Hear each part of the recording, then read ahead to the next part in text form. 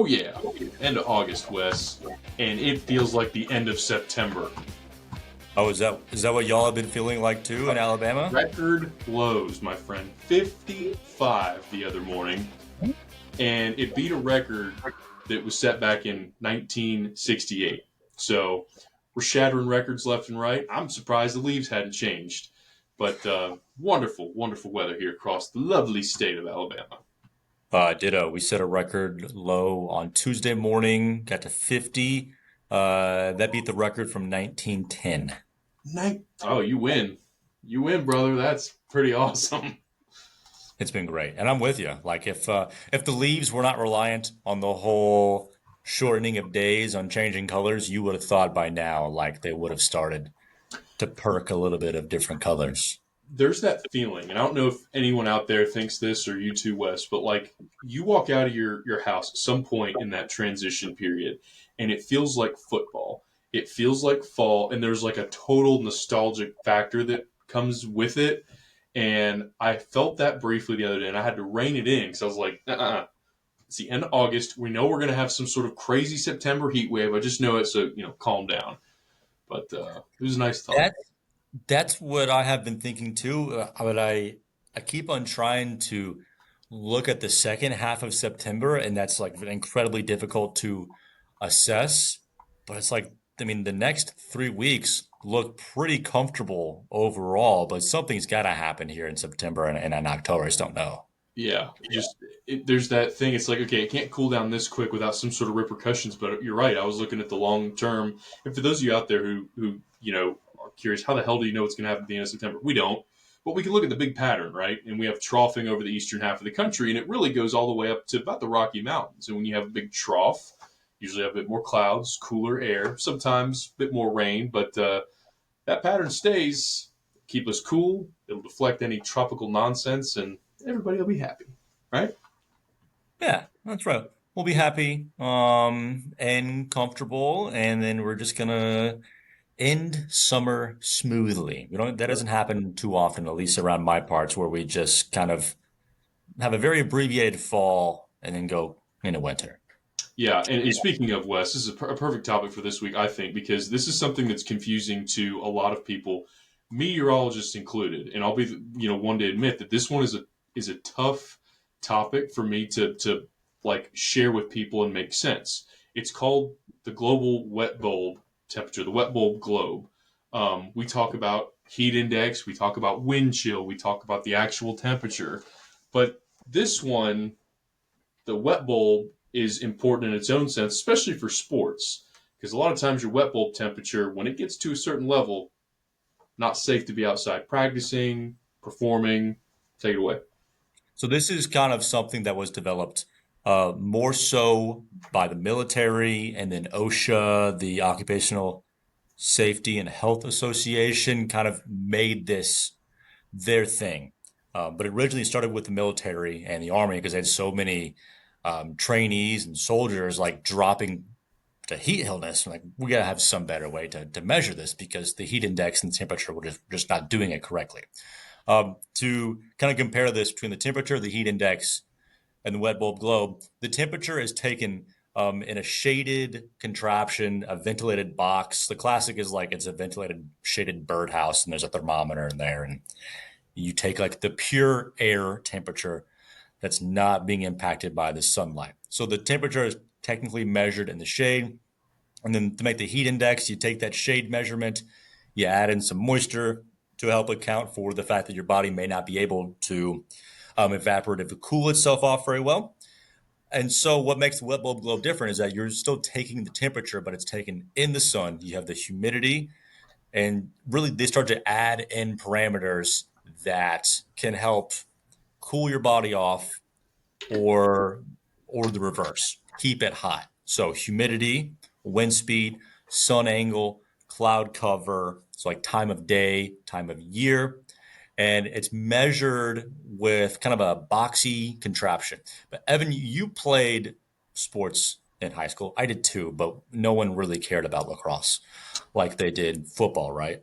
Yeah, when we practiced, on the football field, it was this this turf, with those black beads, right? Mhm. The artificial grass. I don't exactly know what it's called, but it was a composite material, and then the track, they're right next to each other. So our coaches would go out there, and they take this sling psychrometer, and I believe that they had a couple different devices they used, but they would measure the wet bulb, and none of us knew what it meant. I was into weather then, but I didn't understand it. But they were basically looking at the maximum, the most we were going to feel as far as a temperature, the conditions that we were actually going to feel, not just the heat index, because that doesn't take into consideration, the wind or the fact that maybe it's overcast. This was going to take into account everything, including the heat being radiated off the field, off the track itself, and that's what determined if it was safe or not to practice. Now, we always joked that, yeah, they didn't read it because they didn't show it to us and we'd practice anyways. But, when you think about it, this truly is the best measure because of all the reasons you just mentioned. It is measured in the sun. Well, guess what? Most of us, if you're doing a sport, you're in the sun. I don't know unless you're doing aggressive bug hunting in the woods and there's shade everywhere, you're going to be out in the sun. So this takes that, into consideration. It takes into consideration the fact that you might be in the doldrums. When we were in the stadium, there was no real crosswind because of where you sat. So there was a lot of things it measured, but I didn't realize that. And I think there's still a lot of people who are like, what the heck is a wet? How many different forms of temperature do you weather nerds got to have? And even to some very seasoned meteorologists, the wet bulb globe temperature is a big unknown to them. I think the fact that it started to pick up popularity, and really usefulness in athletics has brought it like into the forefront overall. So this is a picture of just like a weather station where they do the air temperature. And there's different ways to measure it, like that wick thermometer, natural wet bulb thermometers. Like that thing has to stay wet. That's measuring the temperature. I guess if your body was like covered in sweat or something, that's helping to assess the ability of your body to cool Oh, off. That little wick right there. But this is like the general formula of one of the formulas. I will get to that discovery in a minute. But it takes the air temperature, 10% of it, 70% of the natural wet bulb temperature. So that's like that wick thing you're seeing there. And then the black globe temperature, and that is like has to do with the sunlight, the radiation, and that gives you your wet bulb globe. If like the wet bulb globe is 90, then that's like a very dangerous, like an extreme situation in which outside intensive activity is highly discouraged or you're told to cancel it. Meanwhile, like if you're having soccer practice or football practice at 90 degrees, like, yes, it's still hot out there, but like you're probably still going to have practice. So, like, the magnitude of change is also a big deal. Like going from 85 to 90 in terms of pure temperature is not really a huge difference. It's hot. If you go from 85 to 90 for the wet bulb globe temperature, you're going from like a very comfortable, safe activity temperature to dangerous, don't practice outside. that's a really good way to explain it. And I'm one of those people who I'm familiar with it, but I could not have explained it as well as you just did, Wes. That was great. When you think about temperature, I know here people ask a lot about what's the difference between, it being 90 here and 90 in Scottsboro, Arizona, or Phoenix, or anywhere out west. I think it might be Scottsdale. My bad. Yeah. But anyway, and we always talk about the water in the air, and the wet bulb temperature is going to take that and other things into account, and that's a big difference. You have that wear the air feel, and that's really intense. If you're outside practicing, your body cools off by that evaporative cooling that you mentioned on the skin. That's why when you feel a breeze and you've got the sweat beads, you feel a little bit cooler. Well, when there's a lot of water in the air, like there is in the southeast in Alabama, there's not a very quick evaporative process because the water's full of air. So that sweat that you have on you, it's not readily being evaporated into the air. So the wet bulb temperature is going to account for that by the fact that it's measuring how much water's in the air. How quickly will that leave your body? How quickly can you cool off? And if it's not the case, it becomes, like you said, a dangerous number. And boy, it's a different level of heat when there's a lot of water there. It almost feels like it's hard to breathe, especially when you get moving. Yeah, it is. It is pretty interesting. And I mean, even in Scottsdale, because I've been to Scottsdale. My brother had his bachelor party like 2 years ago, and we went and like it was 115 to 118 degrees every single day. It really it is a different heat, and after that trip, I did not buy into the whole like, oh, it's a dry heat, it's not that bad. It's like, no, dude, if it was 115 degrees outside, like it doesn't matter if it's dry or wet. It is ridiculous to go out there. But at the same time, 115 with a breeze, you're technically able to cool your body's able to cool us off better because the air Yeah. is drier.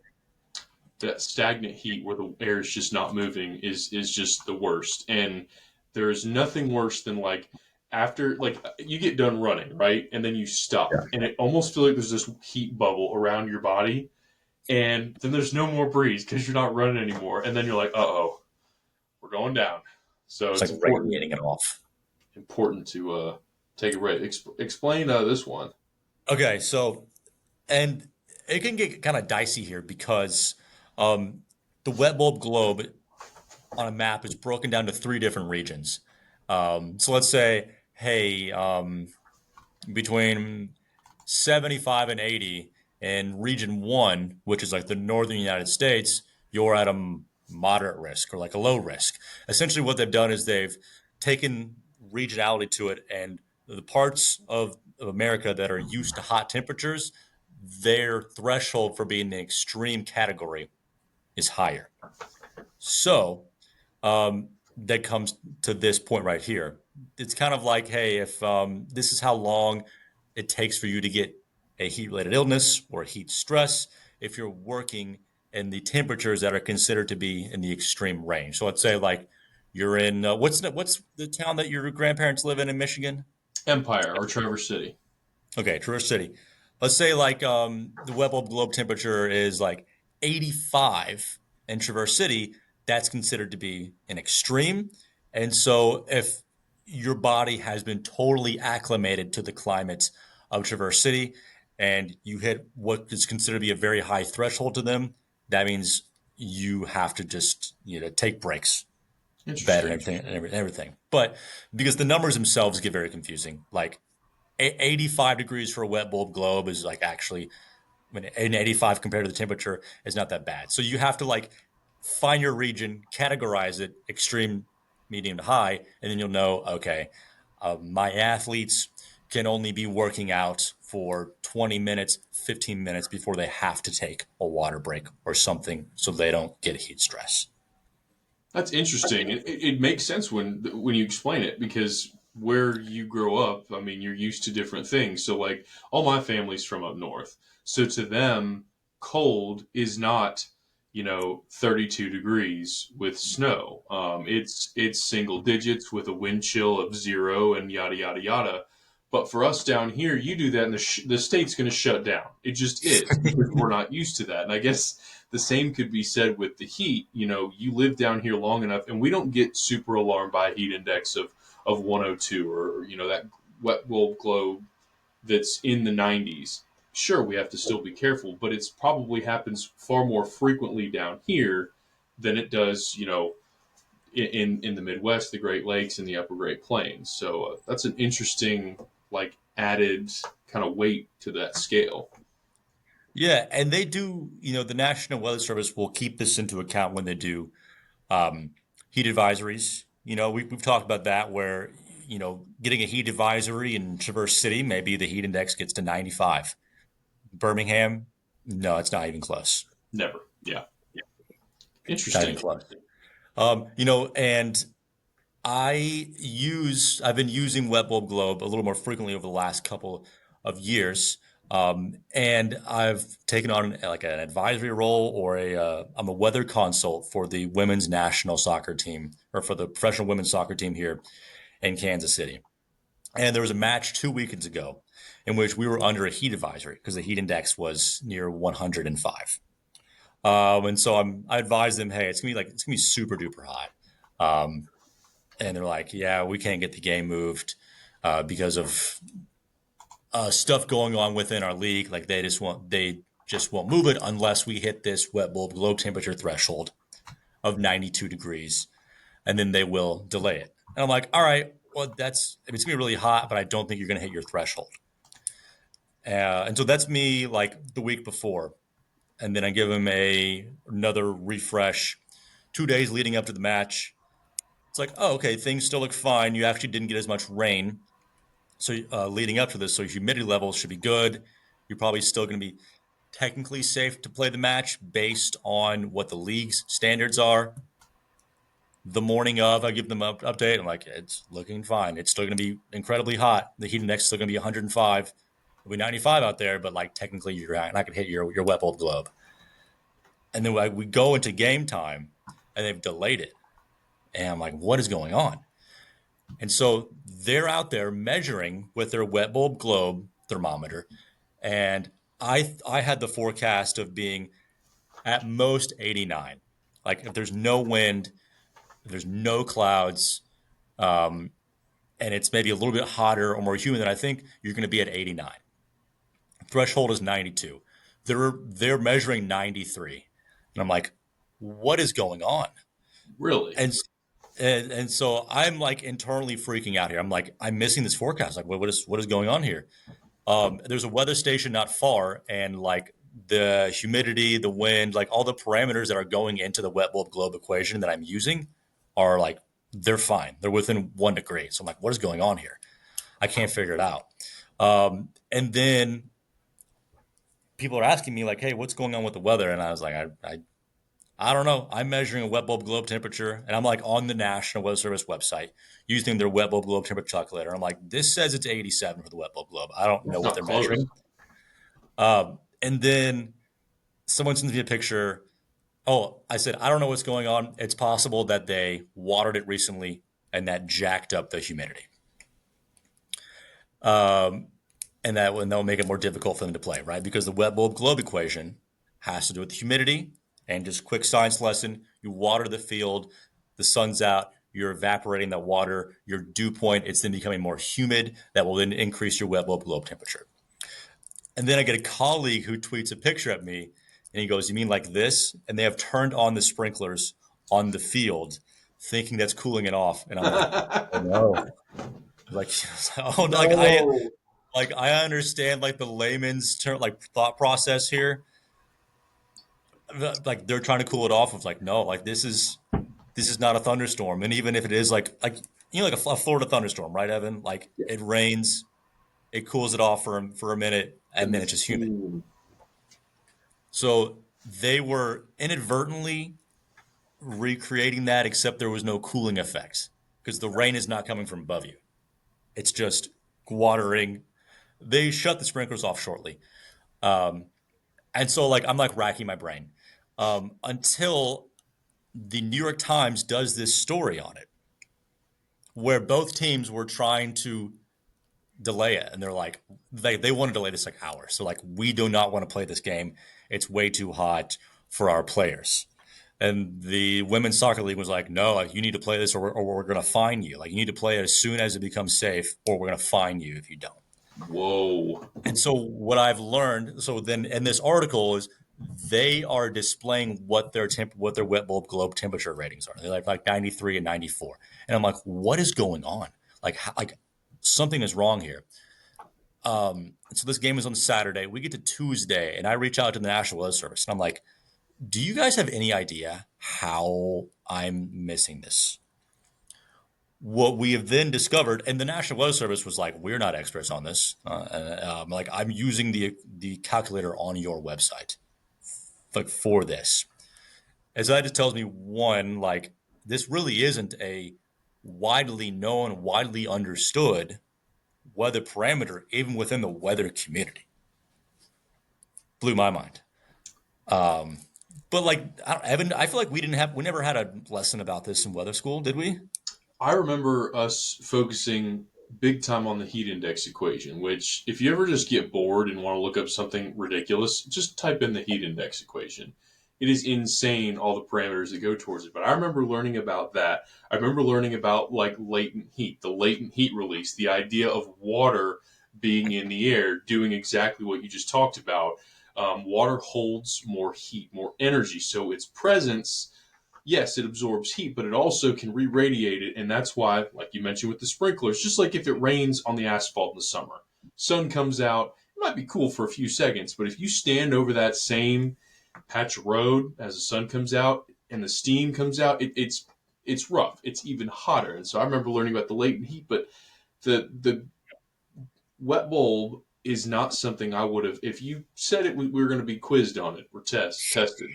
I could tell you about what we started this conversation with, but all the identifying variables, probably not.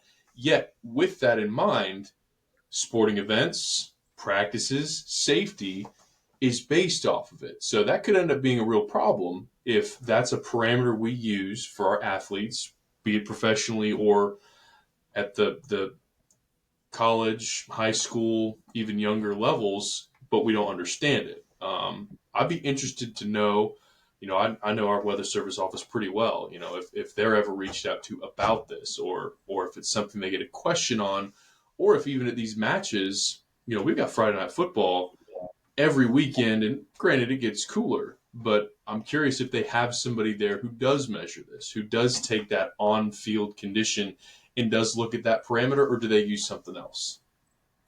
I would bet that the high school athletics do, because I know around here they do take it as well. But that would be interesting to know, if the Birmingham National Weather Service office knows about it, because it was kind of hit or miss. Like whenever I reached out to ours, the MIC was like, I'm not really an expert on this, but I'll like look around. And so after the MIC did some digging along with another one of his colleagues, it was like, hey, we actually found another wet bulb globe temperature equation. And when you use What? that, it actually more accurately matches what they were recording on the field. And I'm like, that's like saying, oh, let's use this other heat index equation. Like, what do you mean? There's another one?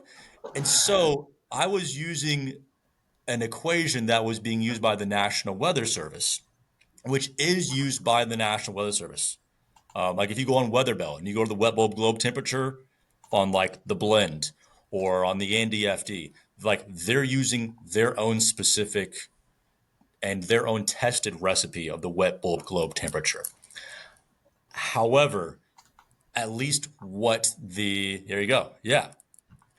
And that is supposed to be accurate within a half a degree.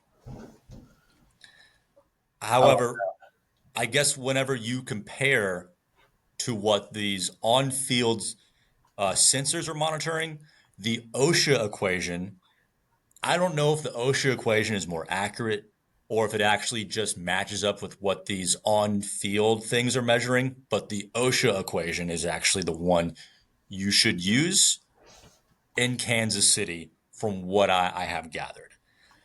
And Interesting. I'm just the hopping. annoying part, go ahead. No, keep going. Um, and so, like, we learned two things from this. One, I would have never known that had I have not gotten this wrong. Because, like, yes, I missed the forecast because I was using, in hindsight, the wrong equation. Two, the National Weather Service would have not known that had I not reached out to them. We have World Cup soccer coming in June. Had I not said something to them, they may have been giving out bad wet bulb globe temperatures to these international soccer teams. Wow. And so, like, it was kind of, it's a good thing that we all started to look into this. And again, I don't know if it's just like this OSHA equation is only good for Kansas City, but in other parts of the country, like this National Weather Service web of low temperature was developed in Tulsa, and like tested in Tulsa. And so like maybe in Tulsa, it works great there. But I wouldn't be, I guess, like too surprised if like one equation works well in some cities and another equation in others. But like you just don't know if that's the case until you actually go out there, measure it, and compare those results between the two equations. That is truly fascinating. And also, too, I wonder if there's something else. You talk about OSHA and the safety of employees and workers. If there's another parameter that's thrown in there to account for maybe an extreme, maybe a deviation for error, like, okay, this is the max it could be if something's being computed or inserted wrong. it's very interesting there'd be two different and you to get such vastly different numbers. And you talk about international players coming. I'll be honest. You go to a tropical area. Say you're from somewhere around the Mediterranean, right? There's a lot of really active, football clubs in Europe, as we know. You come and introduce them to a much hotter subtropical atmosphere than they're used to. That's a big deal. Not saying it's going to be extreme by any means, but having an accurate beat on this data and one that's not going to fluctuate from one source to another by several degrees, 87 to 93. That's a big difference when you talk about the wet bulb and the intense heat of 92, 93 versus the moderate 86, 87. Again, on this map right here, I just picked. This is down in the Florida Keys. Okay, Mhm. pretty direct sunlight, not a ton of wind, and you're pushing a wet bulb that's just over 86, and that's in that high category, and that's for Florida. So you're talking about, in Kansas City the other day being in the, in the 90s where it was measured, and that's a fairly astounding to me. I thought there was like an error with their measurement because in order for like the National Weather Service to get to like 94, which is what they were, like the dew point had to have been 90 and the temperature had to have been 100. I'm like, these numbers are like not realistic. Like something is wrong with what they're measuring. And then that's why I was just like dumbfounded. It's like something is wrong here. The your theory of the sprinklers on the ground, I don't know if they had a device that was measuring locally right there, but had they measured right after having the sprinklers on, the sun is out, there's no wind, I could see that. But I don't think a wet bulb reading of that high would be sustainable. Just knowing how the weather's been the last couple weeks across the country, that does not seem accurate by any means for Kansas City. I don't know, maybe elsewhere, South Texas, where you got the Gulf and you have the heat. But that's very interesting, and this may warrant a follow up, even though we're towards the end of summer. But that's cool that you're part of that. It's kind of a partnership that the TV station, like I do the jumbotron forecast for the sports team. And last year they're like, "Hey, will you give us long range forecasts?" We're kind of like, "Sure." Like it'll it's like a skill. Like you're practicing a skill. You're getting better at it. So Yeah, um, it's kind of nice. and you get emails when you're wrong, and that actually helps you learn a lot of times. Yeah, exactly. Like they weren't mad at me, and I sent them an email, and I was like, "Hey, I realized that I was using the wrong equation, but I would have never known about that if we didn't have this situation, and now the National Weather Service knows that whenever they do the World Cup forecast, they need to not use their own. Um, so they still like me. They still ask for forecasts. So all is Good, well that's good that ends stuff. I well. do the forecast for the Birmingham Barons, our Nice. Double A affiliate for the White Sox down here, and they're very, very nice people. But I did one last year where I said, "Hey, shower storms should skirt Birmingham," and as it played on the jumbotron, because they don't always like delete them, that we were in a rain delay, and I remember being like, "Oh boy, that's not good. That's not what you want." So Everybody has one of those, I swear. the Like biggest no matter swing and miss wasn't from a player; it was from their weather guy. So, what. but hey, it happens. So. Well, that's good stuff, Wes. I think that could even open the door. That makes me want to follow up with some smarter people than me, around here and just ask,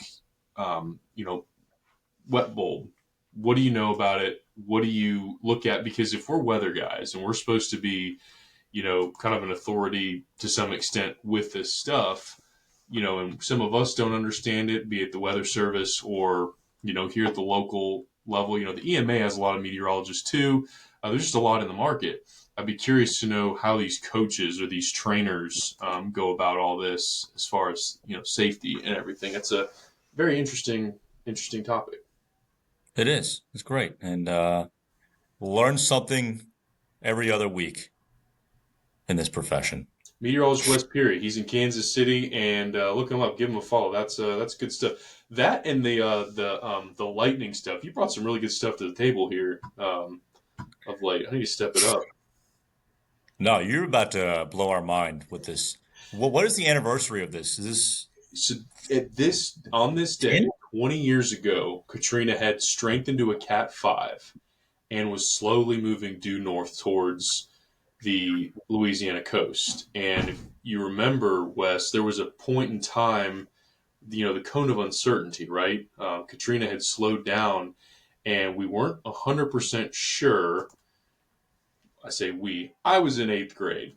The National Hurricane Center was not 100% sure where this was going to go, and it's crazy to me to think that this was 20 years ago because we have. I'm sure you have one, Wes. I have certain things that are in my mind that are vivid that I remember that seem like not far removed, and this was one of them. I remember watching this. I remember seeing it make landfall. I remember the views of people on top of their homes in New Orleans after the catastrophic failure of the levees. So it's one of those things that I just won't readily forget. So I thought this was pretty cool. This is a view.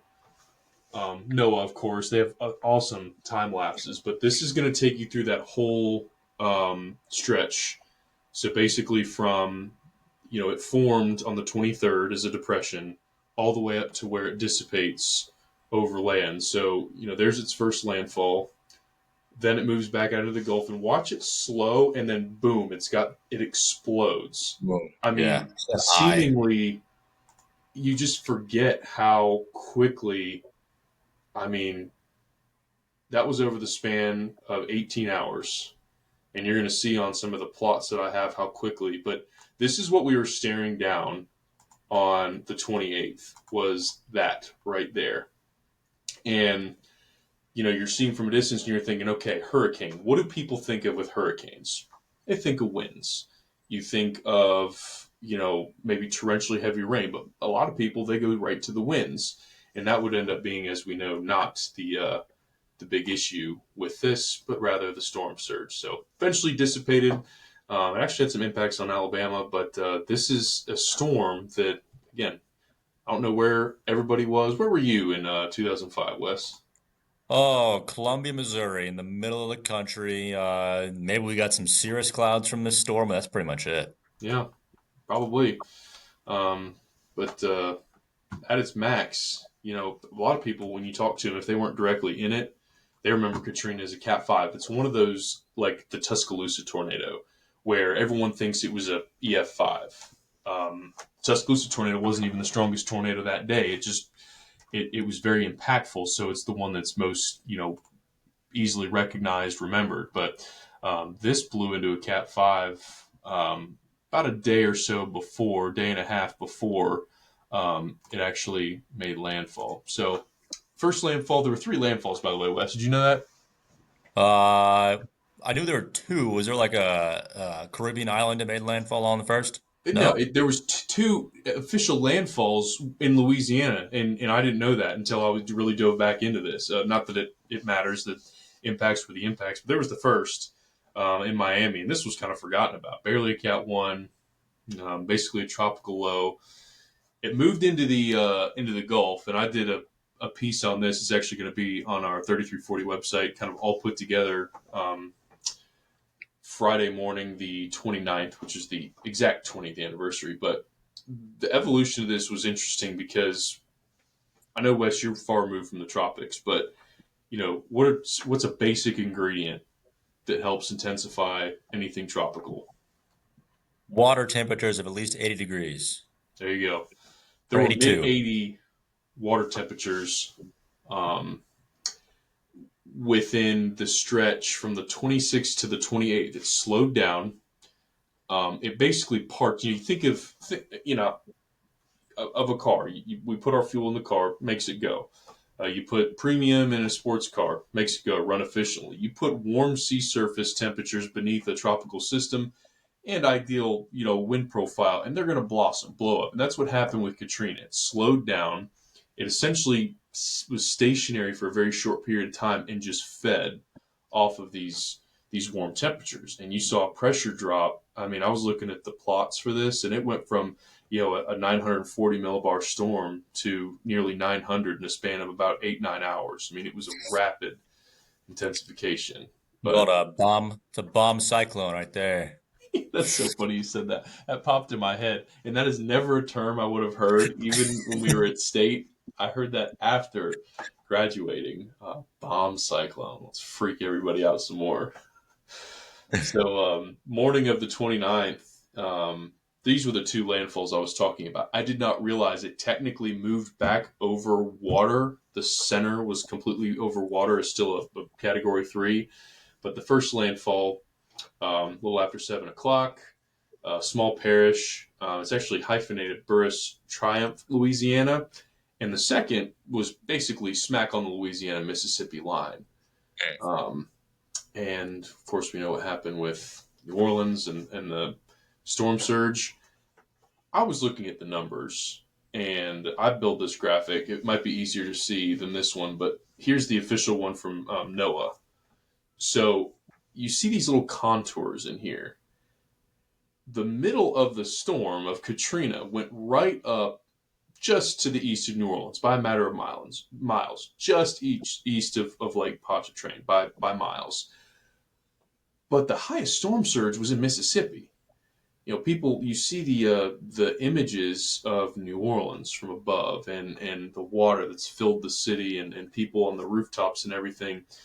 But the highest surge was over in Mississippi, and the real problem was the failure of the levees. There's a lot of things. You look at the social science part of it, is we didn't necessarily 100% know where this was going to go.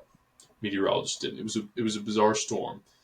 Um, Once we did, it was too late. You can't tell everyone to evacuate 24 hours in advance. People probably can't go out that quickly. And the levees were in a deplorable state. A city that sits on average 12 feet below sea level, who relies on this protective barrier, all it took was an upwelling of water, which, again, look towards Lake Pontchartrain. I mean, yes, 12 feet, 15, 17 feet of storm surge, that is significant. But with a working levee system and those in proper order, we probably don't have the catastrophe that we ended up with. Pascagoula, past Christian, those Mississippi locations saw a 25 to 28-foot storm surge. And yes, it was devastating there. But because there wasn't an immediate issue with a city like a bowl, like New Orleans, there wasn't that same catastrophic flooding. That same, once the water went in, it didn't recede because all that's below sea level. Mississippi's above, so it slowly drained. Um, I just, looking back at these numbers, you forget how, or I forgot how significant the surge was, and how leading up to it, everyone's thinking about winds, and then all of a sudden you have the levees break, and thousands and thousands of people. I think the final death toll was around 1,800 fatalities across multiple states. That is such an insanely large number to think about nowadays. I mean, like the Texas floods, I forget how many people that killed, but like that was such a large number and it was nowhere near how. No, it was in the 120s, and it Yeah. could have, to be fair, could have changed since then, but it was over 100, and we're talking, nearly 2,000. This, I think this storm is a very big sore spot for Mississippians, the state of Mississippi in general, because, and this is, you and I lived in Mississippi, but there very much is this no one cares about Mississippi. They're always left out. They're kind of like the redheaded stepchild of like the Southeast. And so the fact that they got such little, coverage about Hurricane Katrina, and it was like, hey, this storm pretty much made like the worst of the storm made landfall, like in terms of the wind, made landfall in Mississippi. But like they felt like so underappreciated or like, Undercovered. underloved. And it's extra difficult with the fact that you have a major city right there as well. The major city has more people, and so it's going to need more resources to And recover. when we learn about tropical systems, the worst place to be in respect to the center of a hurricane or tropical storm is the northeast quadrant. just north and east. Well, look at where this made landfall. Just northeast is past Christian, Long Beach, Ocean Springs, Gulfport, Pascagoula, all those Mississippi towns. So they actually bared the brunt of the strongest winds, the highest storm surge. The difference was their city didn't sit below sea level. Their locations there along the beach, yes, while having 20 plus feet of storm surge happen, it all receded with time. It did not in New Orleans and the French Quarter and the surrounding areas. And yeah, I know people who lived through it, and you could do a whole separate presentation on the Mississippi impacts because it was they were getting the full force of Katrina. New Orleans was technically just west of the eye wall, which is a northerly wind. That's an offshore wind. And granted, it wasn't by much, so it kind of didn't make a difference. But you go a little bit, you go over to Baton Rouge or Lafayette, Louisiana, you're on the good side. You have rain and some wind. That's it. Not even tropical storm force. But yeah, Mississippi, even the Mobile Bay, they had a good surge. I think about up to about 10 feet. Didn't do any major issues in the Mobile Bay, but storm surge, for those of you who aren't familiar, there's a lot of terms. You got flooding, you got storm surge, you got rain. Well, what the heck is it? If you ever use a squeegee, Wes, Oh yeah, at the gas station. okay. If you have water on your windshield and you go to pull it, off, all that water is collected and moved. Think of it as when the hurricane is moving towards the coast. There's your squeegee. It's gathering up all the water, except in this instance, it's pushing it all out ahead.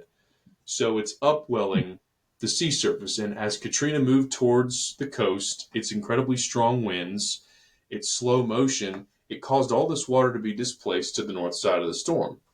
Once you get to land, it's got to go somewhere. It's forced inland.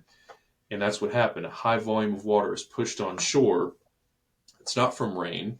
It's not from anything that's precipitating. It's literally ocean water that's forced inland. Well, once Katrina's done, water recedes in Mississippi. It didn't in New Orleans, so that's why you had that prolonged period. But um, I hope there was a lot learned from that. I feel like there was. It was a little before our time as far as the news and everything goes, but I'd like to think that there was a lot of social kind of studies on that human response.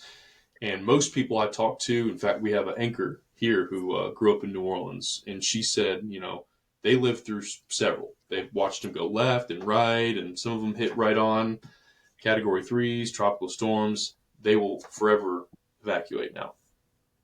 Oh yeah, I mean, and even people from our class, Alan, Shelby, Shelby, they're like, this is like very much a core memory, and probably a very big reason why they entered the field of meteorology. Alan, I think, is an emergency manager now. I think Shelby is like in and out of doing weather and things with TV, but it's definitely one of those big moments in people's lives that stick with them forever, and like pretty amazing. yeah, and you wonder why a lot of people get into this field. Just a random sidebar. You go through stuff like this, you see the human impact, and you want to be a part of understanding it. We talked to Grady Dixon a couple weeks ago.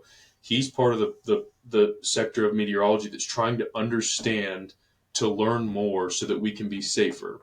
And people like me and Wes, we take that harder, research, and we try to pass that along, take that into account with our forecasts. And a lot of, our colleagues and people we graduated with, like Wes said, they got into this because their life was changed. Their lives were changed by something like this, or by the Tuscaloosa tornado, or by something else, and they wanted to learn about it so they could help people. So that's a big background of a lot of meteorologists. So the next time, you go after one of us on Facebook or whatever, know that our hearts are in a good place. We're trying to be good. Man, I really pissed off a lot of people a few weeks ago because I thought it was going to rain a lot more than it did. Sure didn't. Sure didn't. No, I get a pretty good leeway here with people. It's on the stuff when it comes to severe. I had somebody misinterpret a post that I had last week.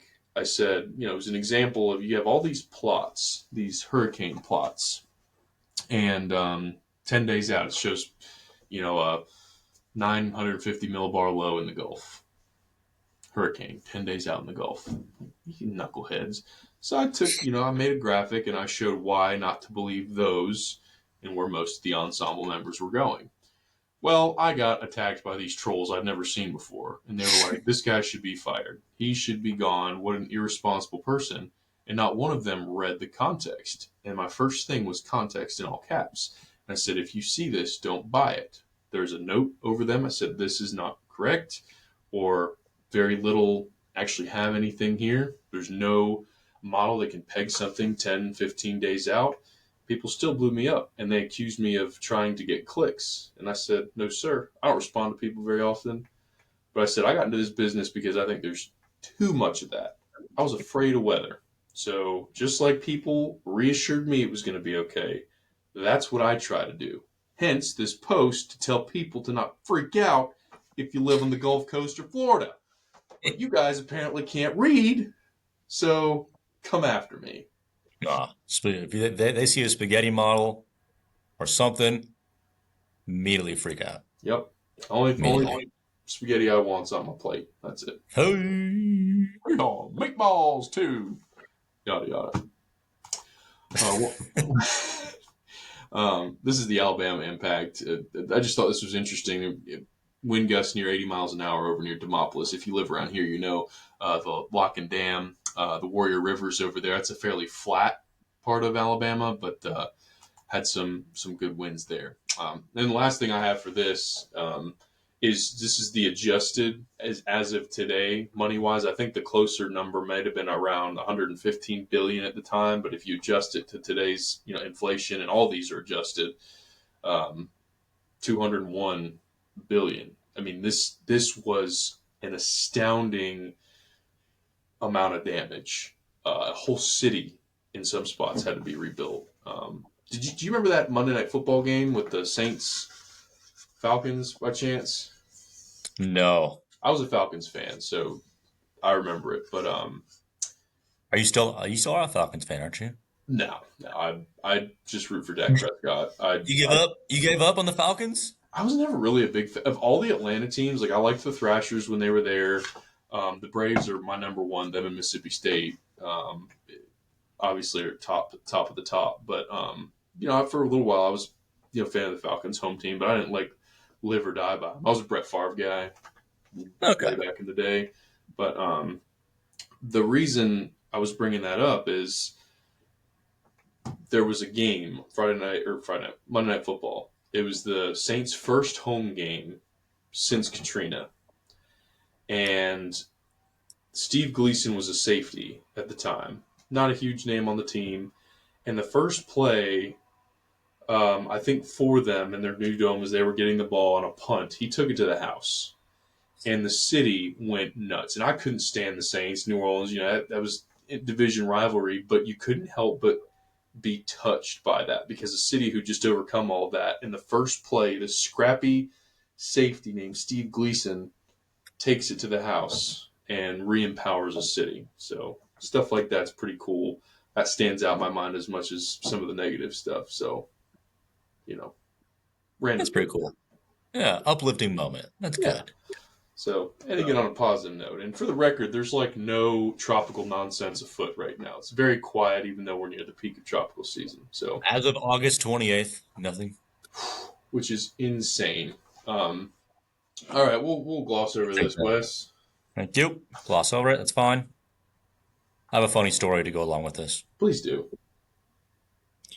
I tried this new betting site called Kalshi or Kalshi. You can bet on the weather. You can bet on what the high temperature is going to be in like New York City, Chicago, Miami, Denver, LA, all this stuff. And I was like, let me just try it. Like my job is to forecast weather for a living. And so I did a nationwide analysis. All right. Okay. So like wherever there's been calm weather, high pressure for a couple days, the weather should be very predictable. No, I lost $20. I bet it would be 82 degree. I bet it would be 82 degrees in New York City, like on Tuesday. Um, and no, it ended up being 79 degrees. Like no model had it being 79 degrees. Hmm. Had I had gotten it correctly, and by the way, you have to get it. They break it up into different amounts, so or like in like different temperatures. So let's say like 79 or cooler, 80 or 81, and then 82 or 83. And so it's like most of the time you have to hit it on the degree or two, or you're gonna lose your bet. Huh. And so I bet $20. If I was right, I would have won 65, but I missed it. All that to say is when it doesn't actually matter for my money or for my job, I can hit the forecast. But if it does, then it's not quite as good. So I've lost two, two or three in a row to you. So I believe the deal was when we got to, if there was ever a losing streak of five, that was a pie to the face. So I got to right the ship here. Um, I would be willing to bet on probably my market only. Um, the problem with those cities, like you mentioned, New York, is first of all, you got to know where the sensor is. That sounds silly, but if the sensor is adjacent to a lot of infrastructure, you're going to read hot. If it's in an area where there's, a lot of grass, trees, proximity to water, all that stuff, it does make a difference. In Dothan, the Dothan sensor was at the airport, but where it was, it always ran a degree or two hotter than everywhere else. We have a sensor like that here. So I feel pretty good about betting here until I say it out loud, and I'd probably get it wrong. But anyway, that's fascinating. Maybe we should get our viewers involved and we just do a pool. Just some illegal weather gambling ring. Yeah, Weather wise guys. we just need a FBI. bank. We get a bank going so we can have payouts that make sense. Well, that'd be fun. That can help us afford our weather wise guys shirts. Yeah. I think To we're save yourself from getting five wrong in a row, what city have you picked for next for no. our next It's comp? I don't. I actually didn't have one. Um, you picked Toronto though, right? Yeah, I just picked a random international city. Hmm. Hmm. I figured that was the fairest way. Like, we don't forecast for Canada ever. You want to No, do like eh? Mexico? Sure don't, eh? Um, what if we forecast for, we'll stay international. I went here on my honeymoon. We can do Montego Bay, Jamaica. Know anything about that? Perfect. It's a tropical location. The high and low should be about 10 degrees difference with a chance of rain. So let's do Montego Bay. We'll use the airport. I'm Good. pretty sure there's a sensor there. And we can we can do it for this Saturday, Sunday. I could do. Doesn't matter to me. Let's do Sunday in case we forget tonight, and then we're more than 24 hours out. All right, the Sangster International Airport, MBJ. MBJ. MBJ. Okay, I'm gonna put that It's one on. down.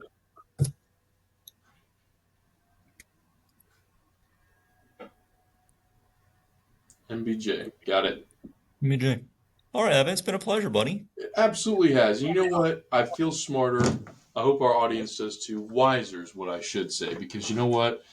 We're called the wise guys. Ironically, we're trying to get wiser. We try to talk to smart people. And hey, this Yeah. week you had some good stuff on Wet Bulb. If you guys have any questions or topics you want to cover, let us know. Leave a comment. Subscribe, shoot us a message, something like that. We'd love to hear it.